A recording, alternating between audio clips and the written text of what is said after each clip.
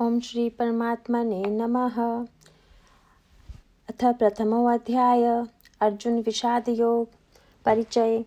भगवान की सृष्टि में सभी जीवों का यह प्रयत्न रहता है कि उन्हें जीवन में सुख और शांति प्राप्त हो। इसी के लिए मनुष्य भी सारी चेष्टाएं करता है, परंतु जीवन में कुछ ऐसे मोड़ आ जाते हैं जिनमें वह यह निश्चय करने में कठिनाई का अनुभव करता है कि उसके लिए क्या करना कर्तव्य है। एक ओर कुआं तो दूसरी ओर खाई की कहावत चरितार्थ होने लगती है। महाभारत के युद्ध में अपने गुरुओं और स्वजन संबंधियों को सामने खड़े देखकर अर्जुन के मन में भी ऐसा विषाद उत्पन्न हो गया। गीता के प्रथम अध्याय में इसी विषाद पर आधारित अर्जुन की कुछ शंकाएं व्यक्त की गई हैं। इन शंकाओं के समाधान में भगवान श्री कृष्ण द्वारा जो उपदेश दिया गया वही गीता की विषय वस्तु है। इसलिए इस अध्याय का नाम अर्जुन विषाद योग रखा गया है। महाभारत के युद्ध में पितामह भीष्म ने 10 दिन तक कौरवों की सेना का सेनापतित्व किया। 10वें दिन रणभूमि में रथ से भीष्म के गिरा दिए जाने के बाद संजय ने धृतराष्ट्र को यह समाचार सुनाया। तब धृतराष्ट्र ने संजय से अनुरोध किया कि वह युद्ध की सारी बातें विस्तार से उन्हें सुनाए। यहीं से श्रीमद् भगवद गीता का प्रारंभ होता है। श्लोक 1। धृतराष्ट्र बोले, हे संजय, धर्म भूमि कुरुक्षेत्र में इकट्ठे हुए युद्ध की इच्छा वाले मेरे और पांडु के पुत्रों ने क्या किया। धर्म ग्रंथों में इतिहास एवं कथाओं के रूप में ज्ञान के गूढ़ तत्वों को बताया जाता है। उनमें आए नामों को साधारण रूप से व्यक्तियों का नाम ही समझा जाता है, परंतु उन नामों में भी गूढ़ अर्थ छिपा रहता है। उस गूढ़ अर्थ को सूक्ष्म भाव से समझने पर जो शिक्षा मिलती है वह मनुष्य जीवन को उत्कृष्ट बनाकर भगवत प्राप्ति तक ले जाती है। इसलिए मनीषी जन इन कथाओं की ऐतिहासिकता से ऊपर उठकर इनके सूक्ष्म आध्यात्मिक भावों पर विचार करने की बात कहा करते हैं। धृतराष्ट्र का अर्थ। महाभारत में राजा धृतराष्ट्र को अज्ञानी की संज्ञा दी गई है। अज्ञान से मनुष्य की चेतना अर्थात अनुभव और विचार करने की शक्ति जब ढक जाती है तो वह मन को वश में करने में असमर्थ हो जाता है। इसके कारण उसकी चेतना सांसारिक धन संपत्ति, स्त्री, लोक प्रसिद्धि और ऐश्वर्य वैभव की कामनाओं से ढक जाती है और उसका विवेक जाता रहता है।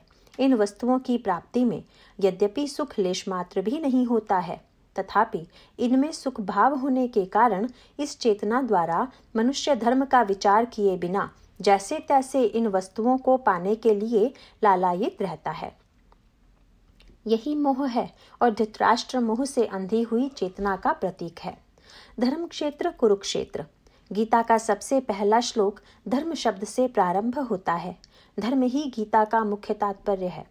क्षेत्र शब्द का अर्थ खेत है, परंतु गीता के 13वें अध्याय के प्रथम श्लोक में कहा गया है, इदम शरीरम कौन्तेय क्षेत्रम मत्यभिधीयते।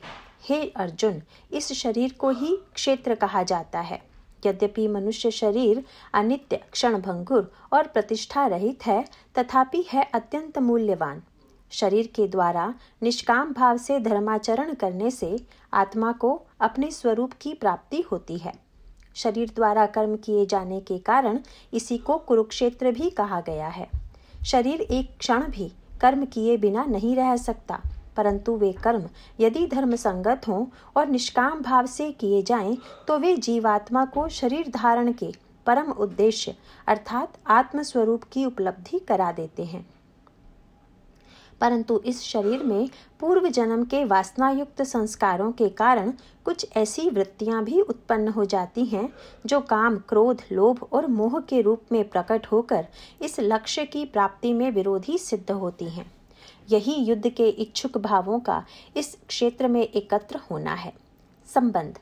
इस प्रश्न द्वारा गीता शास्त्र की अवतारणा होती है, क्योंकि यही प्रश्न यदि जिज्ञासा के रूप में मनुष्य के हृदय में उठे और भगवत कृपा से इसका समाधान हो जाए तो मनुष्य अपने जीवन का परम श्रेय प्राप्त कर लेता है।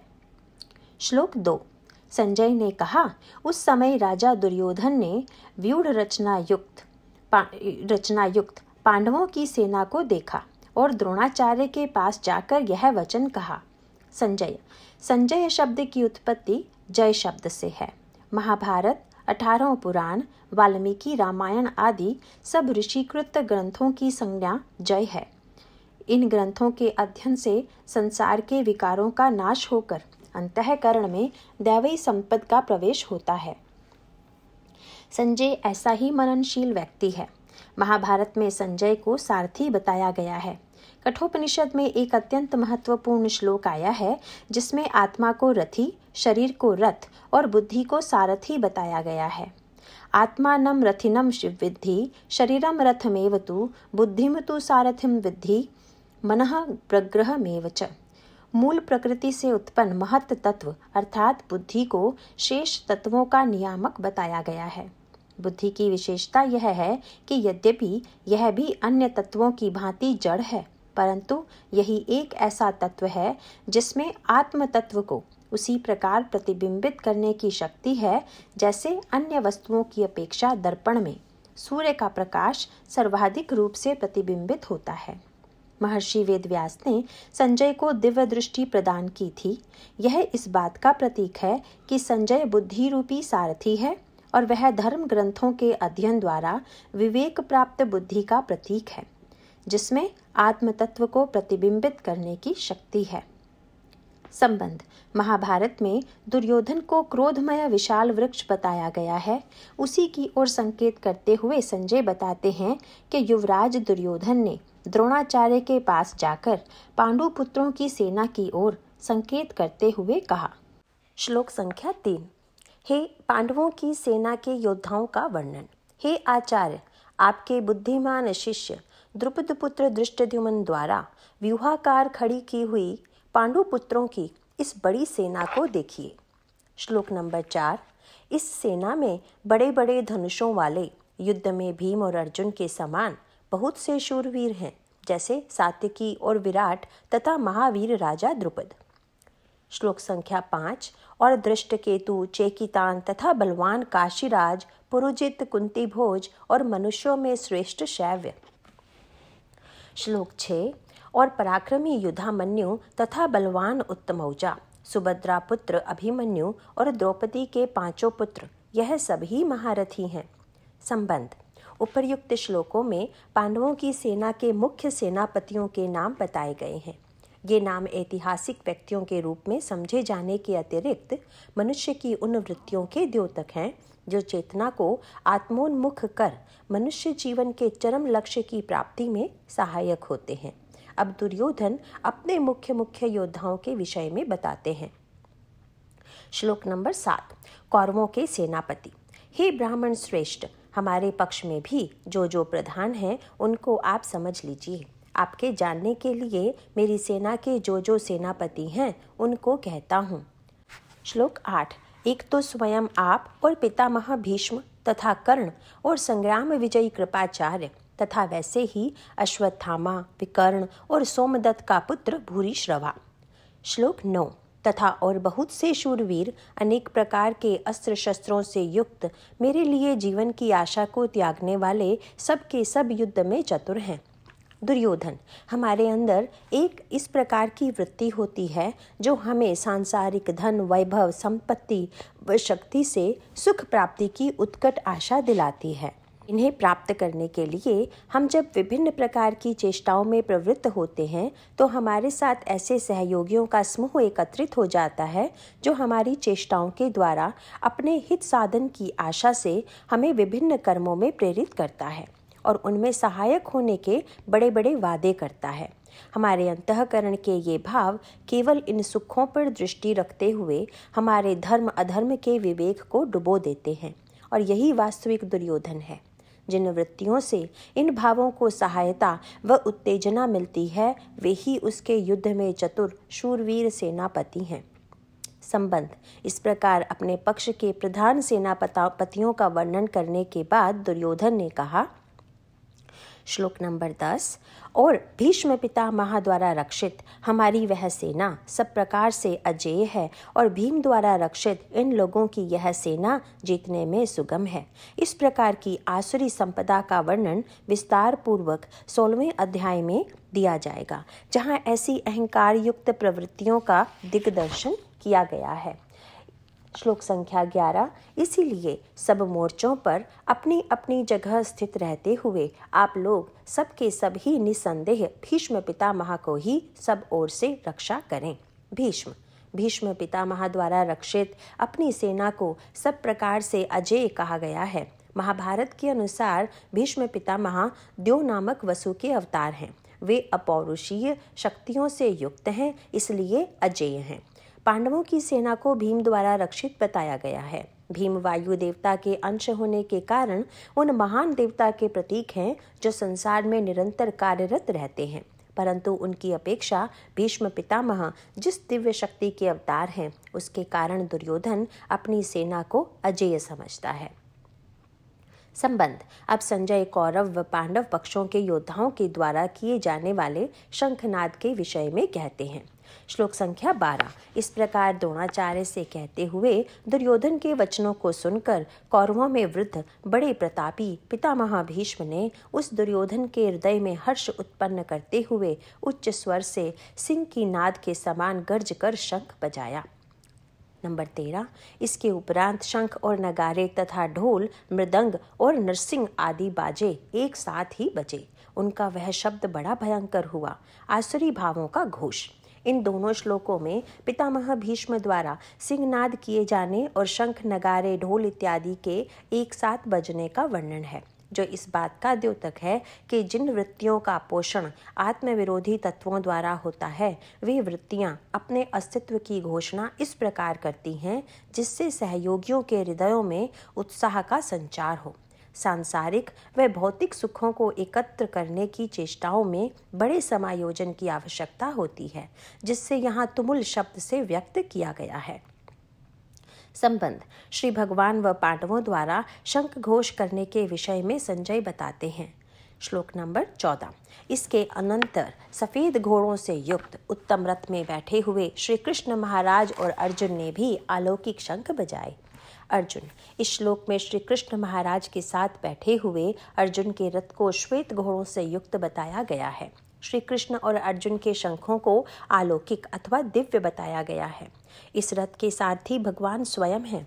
अर्जुन उस जीवात्मा के प्रतीक हैं जो पूर्व जन्मों में असंख्य कर्मों के संस्कार अर्जन करके इस जन्म में सात्विक भाव से युक्त है।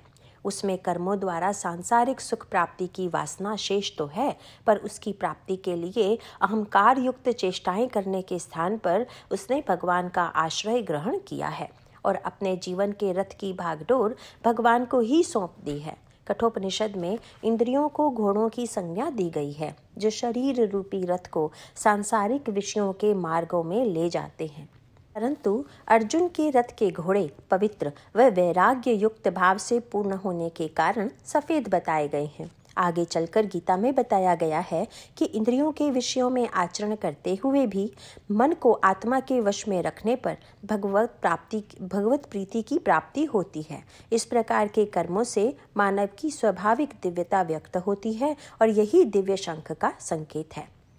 श्लोक नंबर 15 और 16 एक साथ। उनमें श्री कृष्ण महाराज ने पांचजन्य नामक शंख और अर्जुन ने देवदत्त नामक शंख बजाया। भयानक कर्म वाले भीमसेन ने पौंड्र नामक शंख बजाया। कुंती पुत्र राजा युधिष्ठिर ने अनंत विजय नामक शंख और नकुल तथा सहदेव ने सुघोष और मणि पुष्पक नाम वाले शंख बजाए। पांडवों के सेनापतियों का शंख घोष। श्लोक 17-18। श्रेष्ठ धनुष वाला काशीराज, महारथी शिखंडी एवं धृष्टद्युम्न और राजा विराट तथा अजेय सात्यकी तथा राजा द्रुपद और द्रौपदी के 5 पुत्र तथा बड़ी भुजा वाले सुभद्रा पुत्र अभिमन्यु, इन सब ने ही राजन अलग अलग शंख बजाए। इन श्लोकों में पांडवों की सेना के सेनापतियों द्वारा अपने अस्तित्व की घोषणा करने के प्रतीक शंखों को बजाया जाना दिखाया गया है। इन शंखों के नाम उन प्रवृत्तियों के प्रतीक हैं जो आत्मवान व्यक्ति की चेष्टाओं में सहायक होती हैं। इनको अलौकिक नहीं कहा गया है, क्योंकि यद्यपि ये आध्यात्मिक चेतना के पोषक हैं, तथापि ये अहंकार से युक्त हैं। संबंध। शंखनाद के प्रभाव को बताते हुए संजय कहते हैं। श्लोक 19, 20, 21। और उस भयानक शब्द ने आकाश और पृथ्वी को भी शब्दायमान करते हुए धृतराष्ट्र पुत्रों के हृदय विदीर्ण कर दिए। अर्जुन उवाच। हे राजन, उसके उपरांत कपिध्वज अर्जुन ने खड़े हुए धृतराष्ट्र पुत्रों को देखकर उस शस्त्र चलाने की तैयारी के समय धनुष उठाकर ऋषिकेश श्री कृष्ण महाराज से यह वचन कहा। हे अच्युत, मेरे रथ को दोनों सेनाओं के बीच में खड़ा करिए। अर्जुन का रथ। अब तक दोनों सेनापतियों के मुख्य सेनापतियों के नाम और उनके अस्तित्व और पौरुष की घोषणा के रूप में उनके द्वारा शंखनाद करने की बात कही गई है। यहाँ एक बात विचारणीय है।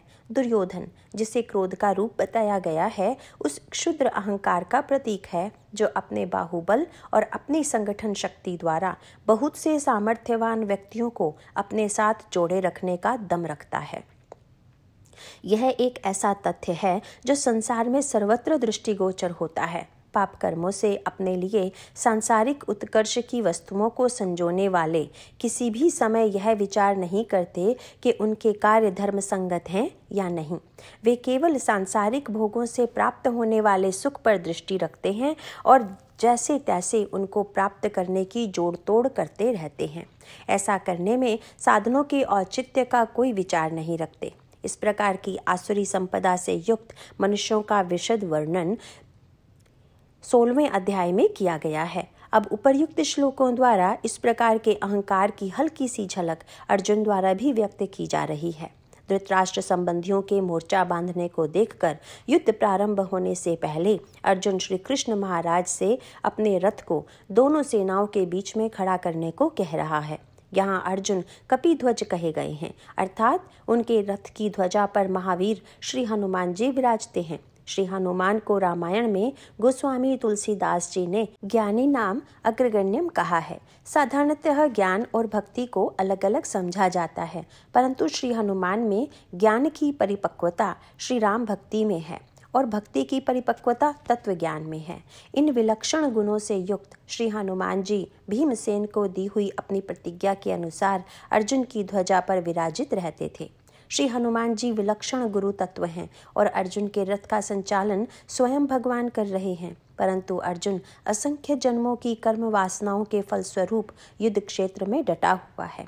वह उस जीवात्मा का प्रतिनिधित्व करता है जो एक ओर तो भगवान का आश्रय ग्रहण कर चुका है और अपने रथ पर प्रभावशाली गुरु तत्व को धारण किए है, परंतु दूसरी ओर उसमें एक क्षुद्र अहंकार की भावना भी है जो उसको ऐसे युद्ध के लिए प्रेरित कर रही है जिसमें अपने शरीर के संबंधों के हितों की रक्षा और शत्रुओं पर विजय प्राप्त करने की इच्छा विद्यमान है।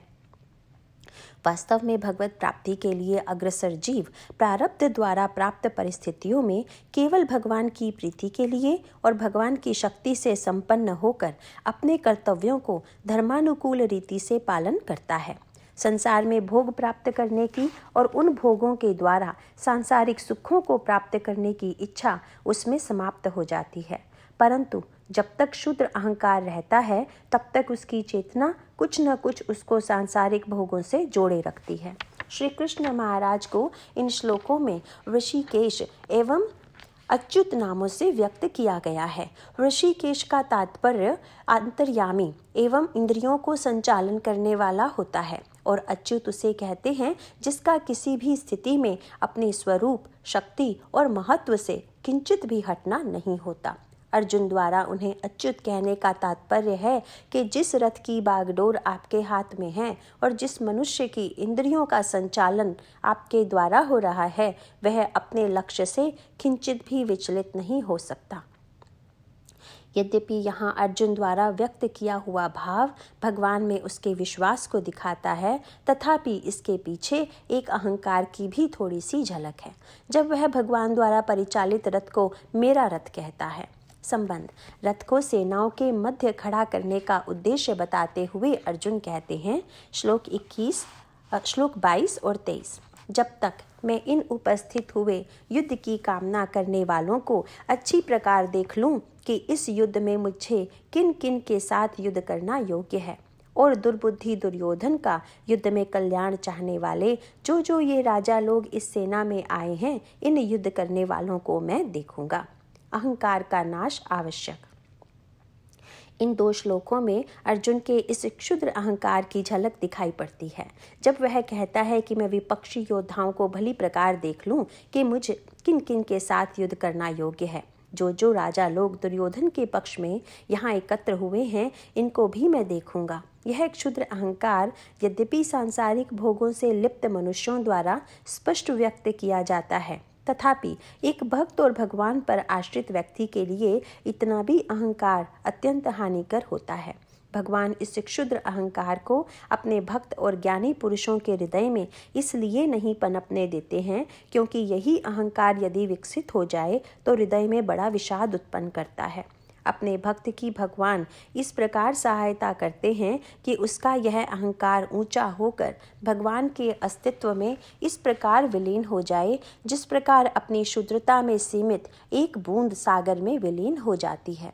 इसका दिग्दर्शन हमारी संस्कृति की अनेक कथाओं में होता है और इस संबंध में रामायण में नारद मोह प्रसंग अत्यंत शिक्षाप्रद है, जहाँ दिखाया गया है कि नारद जैसे ज्ञानी भक्तों के हृदय में काम विजयी होने का दर्प विकसित हो गया तो किस प्रकार भगवान ने अपनी दिव्य लीला का भाग बनाकर उस गर्व को समूल नष्ट कर दिया। संबंध इसके पश्चात भगवान द्वारा अर्जुन को दिए गए उद्बोधन के विषय में संजय बताते हैं।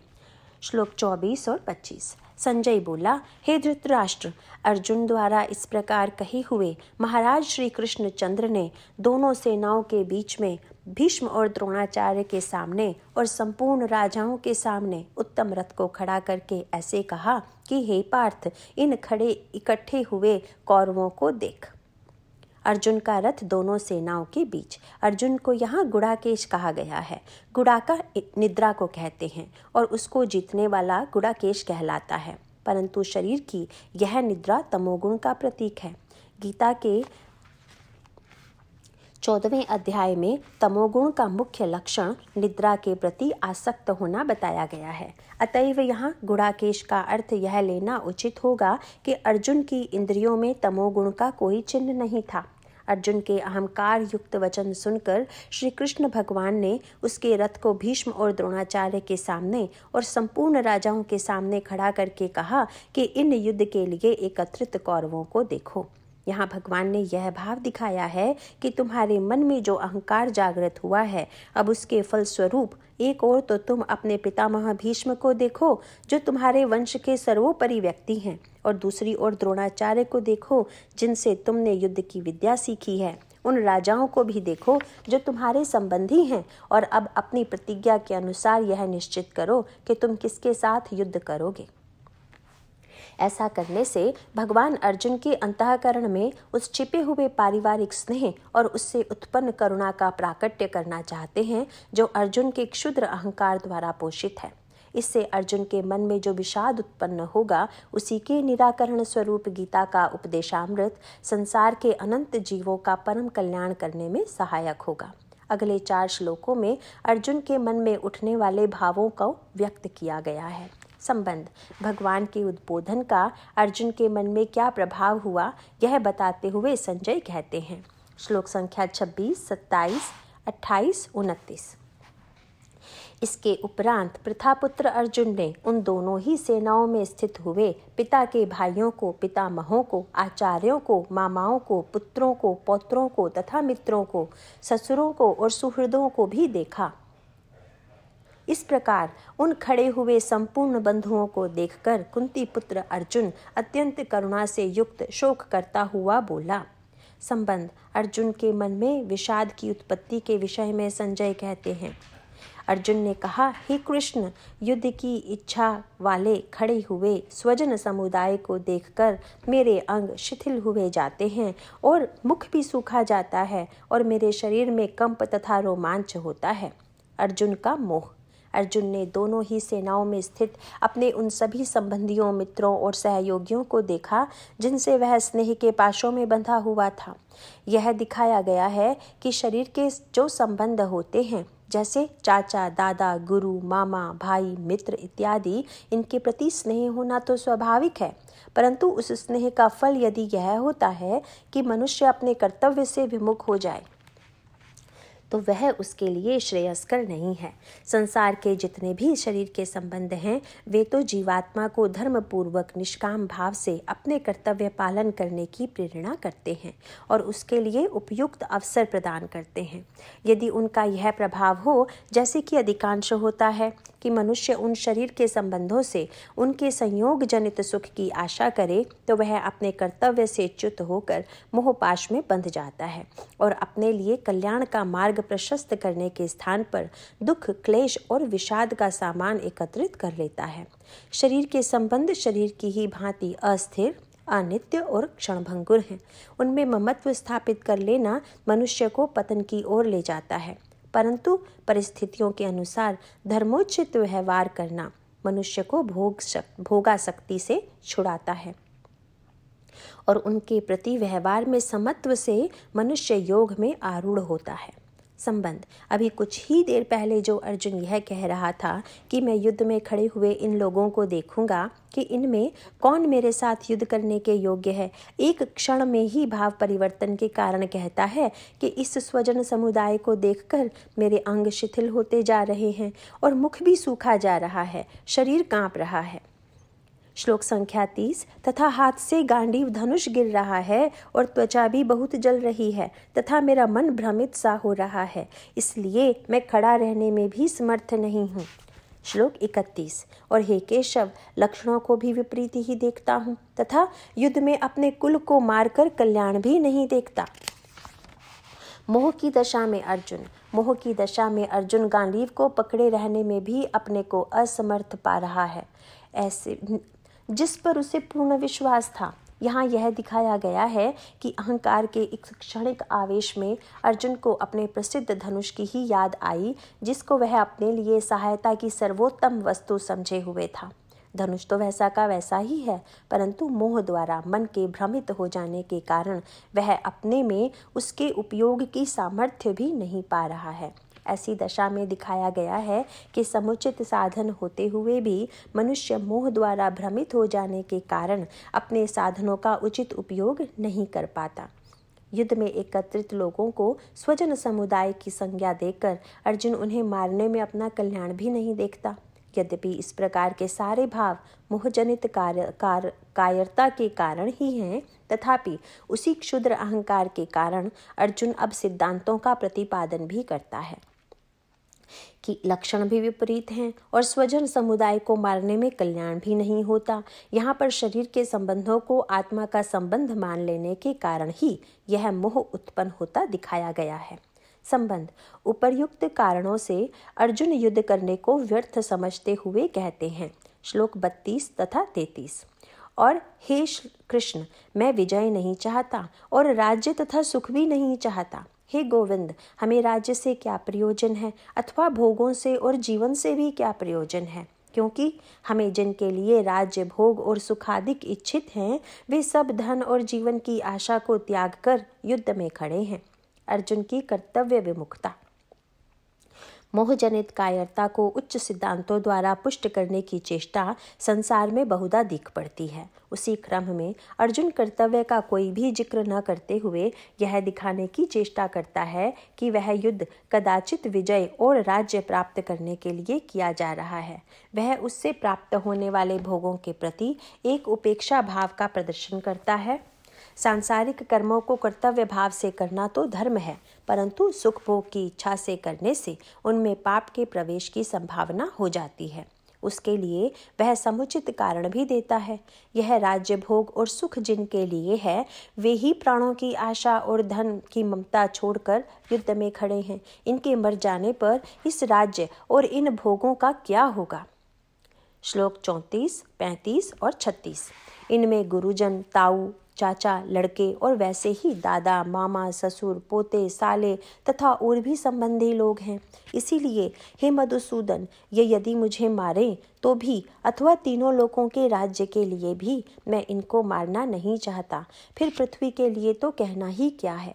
हे जनार्दन, धृतराष्ट्र के पुत्रों को मारकर भी हमें क्या प्रसन्नता होगी। इन आतताइयों को मारकर भी हमें पाप ही लगेगा। उसी क्रम में शरीर के सभी संबंधियों का वर्णन और अपने लिए उनका महत्व दिखाकर अर्जुन पुनः कहता है कि वह युद्ध यदि पृथ्वी के राज्य के लिए न होकर त्रिलोकी के राज्य के लिए भी हो तो मुझे उसके भोगने की इच्छा नहीं है। ऐसा कहने में कदाचित वैराग्य की कुछ झलक दिखाई देती है, परंतु वह वैराग्य वास्तविक नहीं है, क्योंकि यह शरीर के संबंधों पर आधारित है। वास्तविक वैराग्य का सीधा संबंध तो मन से होता है, न कि शरीर से। शरीर द्वारा वैराग्य का प्रदर्शन होने पर भी यदि मन रागासक्ति से पूर्ण है तो वह वैराग्य नहीं है। इसके साथ ही अर्जुन एक और सिद्धांत की बात कहते हैं। वे कहते हैं कि यदि यह मान लिया जाए कि ये सब पापी हैं तो भी इसमें कोई संदेह नहीं है कि वे हमारे कुटुंबी जन हैं और उनके पापी होने पर भी उन्हें मारने से हमें किसी भी सुख के प्राप्त होने की संभावना नहीं है। ऐसा कहकर अगले श्लोक में अर्जुन यह दिखाने का प्रयत्न करता है कि कुटुंबियों को मारना किस लिए अधर्म है। संबंध कुटुंबियों को मारकर सुखी होने की आशा को अनुचित बताते हुए अर्जुन कहते हैं। श्लोक 37, 38, 39। इससे हे माधव, अपने बांधव धृतराष्ट्र के पुत्रों को मारना हमारे लिए उचित नहीं है, क्योंकि अपने कुटुंब को मारकर हम कैसे सुखी होंगे। यह लोग लोभ से भ्रष्टचित्त होने के कारण कुल नाश के दोष को और मित्रों से विरोध करने में पाप को नहीं देखते हैं, परंतु हे जनार्दन, कुल नाश से होने वाले दोष को जानने वाले हम लोगों को इन पाप से हटने के लिए क्यों नहीं विचार करना चाहिए। अर्जुन को ज्ञान का भ्रम। उसी विचारधारा के तारतम्य में अर्जुन द्वारा व्यक्त जीवात्मा का यह मोहयुक्त तर्क है कि हमारे करने से ही कोई काम होगा और न करने से नहीं होगा।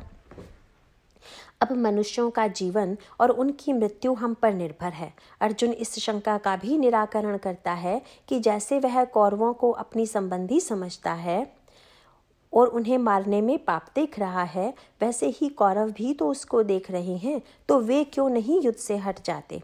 इस शंका के निराकरण में अर्जुन कहते हैं कि हमको यह ज्ञान प्राप्त है कि कुटुंबियों को मारकर बड़ा अधर्म होता है। हमको इस बात की कोई परवाह नहीं करनी चाहिए कि कौरव भी यह समझते हैं या नहीं। हमें तो अपने सिद्धांत को समझकर इस युद्ध से हट जाना चाहिए, चाहे कौरवों की ओर से हमारी इस भावना का कोई आदर हो अथवा न हो।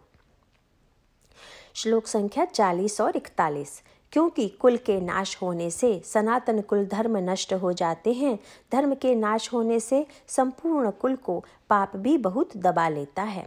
तथा हे कृष्ण, पाप के अधिक बढ़ जाने से कुल की स्त्रियां दूषित हो जाती हैं, और हे वार्ष्णेय, स्त्रियों के दूषित होने पर वर्ण संकर उत्पन्न होता है। कुल धर्म की सुरक्षा स्त्रियों द्वारा।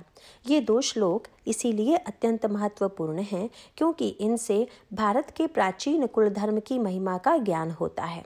अर्जुन कहता है कि कुलों के नाश से सनातन कुल धर्म नष्ट हो जाता है और कुल धर्मों के नाश से अधर्म फैल जाता है। अधर्म फैल जाने से उसका सबसे अधिक प्रभाव कुल की स्त्रियों पर पड़ता है और स्त्रियों के दूषित हो जाने पर वर्ण संकर उत्पन्न होता है। इससे यह ज्ञात होता है कि कुल धर्म की सुरक्षा प्राचीन काल से ही कुल स्त्रियों के हाथ में चली आ रही है। धर्म उस शक्ति को कहते हैं जिसे धारण करने से मनुष्य अपने विशेष गुणों को विकसित करने में समर्थ होता है। विभिन्न आधारों के संबंधों से धर्म भी पृथक पृथक होता है। जैसे एक मनुष्य का व्यक्तिगत धर्म, फिर उसका कुल धर्म, जाति धर्म, देश धर्म इत्यादि। यहाँ अर्जुन कुल धर्म के लिए कहता है कि कुल धर्म नष्ट हो जाता है तो समाज में अधर्म फैल जाता है। यदि व्यक्ति थोड़ी देर के लिए अपने धर्म से च्युत हो भी जाए तो भी कुल धर्म की सबलता से उसके सब दोष का बहुत सीमा तक परिहार हो जाता है। परंतु कुल धर्म के नष्ट हो जाने से कुल में पाप फैल जाता है और उसका प्रभाव स्त्रियों पर पड़ता है, क्योंकि वे यह समझने में असमर्थ हो जाती हैं कि विभिन्न परिस्थितियों में उनका धर्म क्या है। इससे ज्ञात होता है कि प्राचीन भारतवर्ष में स्त्रियों का आदर और उनकी सुरक्षा करने की जो परिपाटी थी उसका क्या तात्पर्य था और समाज के परिरक्षण में कुल धर्म की क्या भूमिका थी। दुर्भाग्यवश कालांतर में समाज में आदर्शों के प्रति अवहेलना का भाव जागृत हो जाने से स्त्रियों का वह महत्वपूर्ण स्थान न रहा। स्त्रियों के दूषित हो जाने से अर्जुन के अनुसार वर्ण संकरता का प्रादुर्भाव होता है। वर्ण के विषय में 4 अध्याय में भगवान द्वारा व्यवस्था दी गई है, परंतु यहाँ इतना कह देना पर्याप्त है कि मनुष्य के आध्यात्मिक उत्थान के मार्ग में वर्ण एक अत्यंत महत्वपूर्ण तत्व है। चित्त का संबंध मनुष्य के शरीर से है और मनुष्य का शरीर सामाजिक परंपराओं द्वारा नियंत्रित होता है, क्योंकि एक व्यक्ति जिस समाज का अंग है उस समाज के प्रति उसके बहुत से कर्तव्य हैं। वर्ण का संबंध मनुष्य के धर्म से है और धर्म वह है जो मनुष्य अपने चित्त में धारण करता है और जो मनुष्य के शरीर और इंद्रियों की क्रियाओं को नियंत्रित करता है। भारतीय संस्कृति के पतन काल में वर्ण कर्तव्यों का ज्ञापक न होकर मात्र व्यक्तियों के अधिकारों का ज्ञापक रह गया। इससे भी अधिक वर्ण विचार अपनी श्रेष्ठता और अपने में पूज्य भाव के साथ साथ ही अन्य व्यक्तियों की हीनता और उनसे घृणा करने का द्योतक बन गया। यहाँ अर्जुन कहता है कि पाप के बढ़ जाने से और स्त्रियों के दूषित हो जाने से केवल शरीर का ही संबंध नहीं है, वर्ण संकरता के कारण मनुष्य अपने आवश्यक कर्तव्यों और धर्मों को भी भूल जाता है। वर्ण संकरता से क्या होता है यह अगले श्लोकों में बताया गया है। श्लोक संख्या 42, 43 और 44। संबंध कुलद्रोह के भयंकर परिणाम की आशंका से अर्जुन कहते हैं, और वह वर्ण संकर कुल घातियों को और कुल को नरक में ले जाने के लिए ही होता है। लोप हुई पिंड और जल की क्रिया वाले इनके पितर लोग भी गिर जाते हैं और इन वर्ण संकर कारक दोषों से कुल घातियों के सनातन कुल धर्म और जाति धर्म नष्ट हो जाते हैं तथा हे जनार्दन, नष्ट हुए कुल धर्म वाले मनुष्यों का अनंत काल तक नरक में वास होता है, ऐसा हमने सुना है। पितर। इन श्लोकों में बताया गया है कि वर्ण से च्युत हो जाने पर धर्म के विषय में भ्रम व्याप्त हो जाता है और उसका प्रभाव सारे कुल पर पड़ता है। ऐसा होने से पितर लोग भी अधोगति को प्राप्त होते हैं। पितर शब्द साधारणतया अपने पूर्वजों के लिए प्रयुक्त होता है। भारतीय संस्कृति में शरीर को अनित्य, अस्थिर और क्षणभंगुर मानते हुए भी इसकी उपलब्धि जीवात्मा के लिए मूल्यवान मानी जाती है, क्योंकि इसके द्वारा धर्मपूर्वक कर्मों को निष्काम भाव से किया जा सकता है, जिससे मनुष्य जीवन के चरम लक्ष्य आत्म साक्षात्कार की प्राप्ति मनुष्य सुगमता से कर सकता है। इसलिए भारतीय संस्कृति में शरीर के नाश से जीवात्मा का नाश इसी प्रकार नहीं माना जाता जैसे किसी यंत्र के नाश से उस यंत्र के उपयोग करने वाले का नाश नहीं होता। प्रधानता जीवात्मा की है और शरीर उसका एक अत्यंत उपयोगी यंत्र है। पूर्वजों के जो शरीर नष्ट हो गए हैं, उससे यह नहीं माना जा सकता कि उन पूर्वजों का ही संपूर्णता से नाश हो गया है। जीवात्मा को ईश्वर का अंश, चेतन, निर्मल और सुख राशि बताते हुए गोस्वामी तुलसीदास जी कहते हैं, ईश्वर अंश जीव अविनाशी, चेतन अमल सहज सुख राशि। परंतु शरीर जड़ है, दोषों से भरा हुआ और दुखाल्य है। यह अपना यंत्र है, परंतु अपना स्वरूप कदापि नहीं है। इसलिए भारतीय संस्कृति में पितरों का अस्तित्व तब तक माना जाता है जब तक वे जीव रूप में बद्ध रहते हैं, चाहे उनका शरीर नाश हो चुका हो। पितरों द्वारा प्रवर्तित वंश परंपरा में जन्म होने के कारण पितरों के प्रति इसलिए भी पूज्य भाव आवश्यक है, क्योंकि उनकी पूजा द्वारा हम अपने अस्तित्व का प्रमाण देते हैं। परंतु यदि शरीर धारण तक ही संबंधों की मान्यता मानी जाए, तब तो पितरों का केवल इतना ही महत्व रह जाता है जितने में हमें उनकी धन संपत्ति का उत्तराधिकार प्राप्त हो।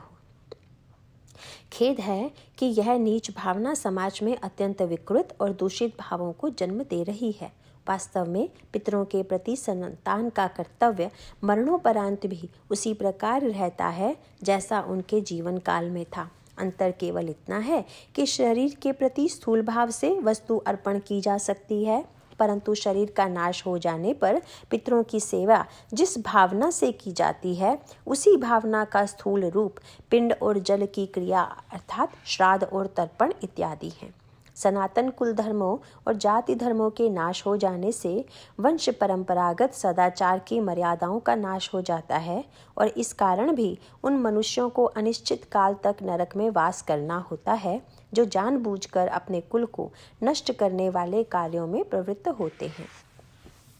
संबंध कुल द्रोह के भीषण परिणाम को देखते हुए अर्जुन द्वारा युद्ध से विरत होने की घोषणा।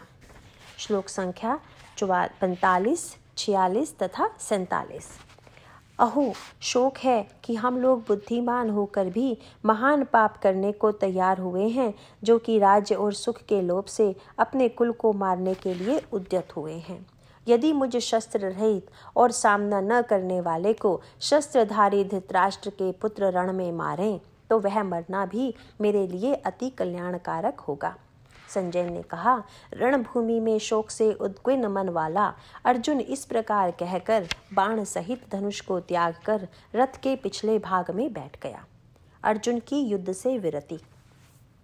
स्वजनों को मारने के कर्म को महान पाप मानते हुए और अपने दृष्टिकोण के पक्ष में व्यवहारिकता और सिद्धांतों का उल्लेख करके अर्जुन अत्यंत पश्चाताप करते हुए युद्ध से विरत होने की घोषणा करते हैं।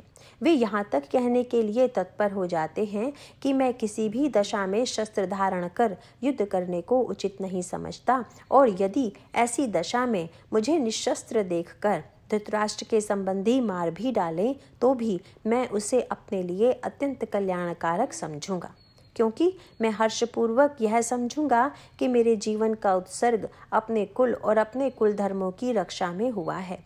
यहाँ संक्षेप में यह बात समझने की है कि जहाँ एक ओर दुर्योधन द्वारा द्रोणाचार्य से कहे हुए वचनों में अपने बलबूते पर अपने अहंकार की पुष्टि से पांडवों की सेना को हरा देने का निश्चय व्यक्त किया गया था, वहीं दूसरी ओर रथ की ध्वजा पर गुरु तत्व के विराजित होने पर भी और रथ की बागडोर भगवान के हाथ में होने पर भी अर्जुन, जिसकी भगवान के प्रति सख्य भक्ति प्रसिद्ध है, उसी शूद्र अहंकार के रूपांतर से आदर्शों, मर्यादाओं, सिद्धांतों और व्यवहारिकता के संदर्भ में युद्ध से विरत होने की घोषणा करते हैं। वास्तव में यह सब हम सब की कहानी है। जीवन के युद्ध में इस प्रकार के बहुत से अवसर आते हैं जब हमारी चेतना एक ओर तो पाश्विक अहंकार से युक्त होकर संसार के भोग प्राप्त करने के लिए धर्म अधर्म का विचार किए बिना अत्यंत उत्साह का अनुभव करती है और दूसरी ओर कर्तव्यों की कठिनता अथवा विषमता समझकर भांति भांति के सैद्धांतिक और व्यवहारिक आधारों द्वारा कर्तव्य मार्ग से हटने के लिए उसी क्षुद्र अहंकार से प्रेरित होकर मार्ग ढूंढा करती है।